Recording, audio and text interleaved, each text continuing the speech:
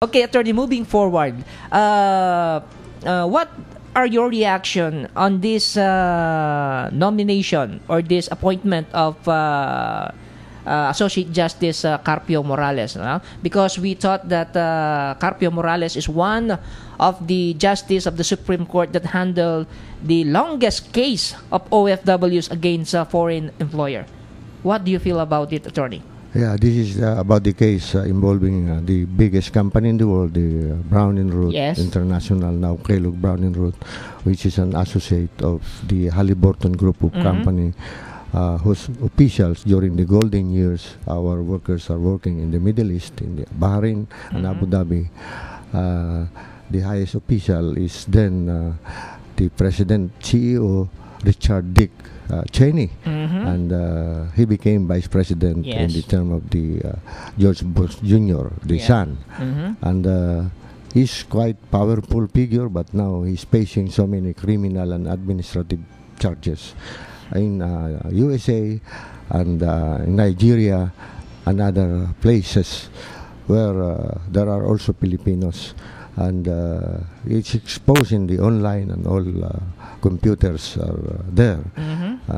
Our workers are monitoring all these problems of Brown and Root and Halliburton Group. And talking about, with due respect to retired Justice Conchita Carpio Morales, we have high regard. But there are some sectors in our country that criticize the appointment. Why? She is old, 70-year-old, and there are so many young and promising nominees like Gerard Mosquera of the PCGG, and whose credential is much more qualified for us to hear that he should have been appointed, but instead it's Conchita, because the only aim is to get rid and get rid of one former president, Arroyo, GMA, who is now in the hospital.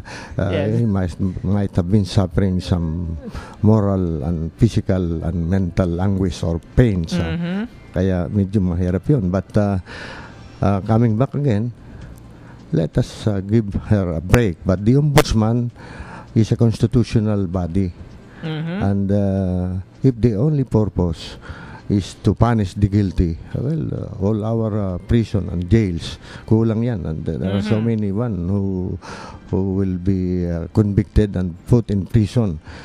Let's see it. But the agonizing remarks I heard from OFWs, I received text messages because of OFW, the cases of 2,300 workers were during her time as chairman of the Special Third Division of the Supreme Court, were on her hand.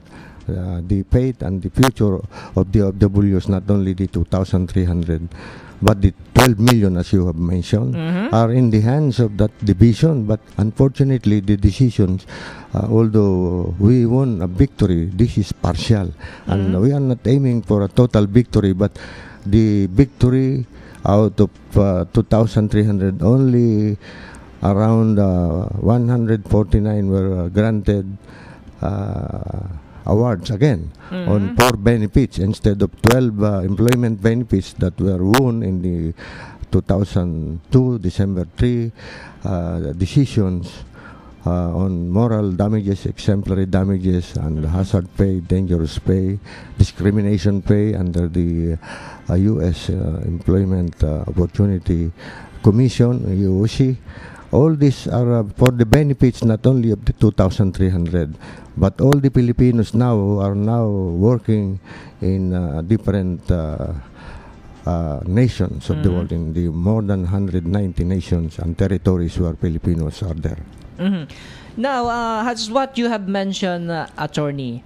So when the only reason that I see, and a lot of people see, why Carpio Morales was appointed as ombudsman is to get rid of the past administration, specifically for former President Gloria Macapagal Arroyo and her allies. Okay, but as an ombudsman, you must not be biased, isn't it? Now that we can see that in the start, you can already see the bias of this ombudsman. So what can you expect in ombudsman then? Yeah. As a protector of the people, he should look to all sectors as one.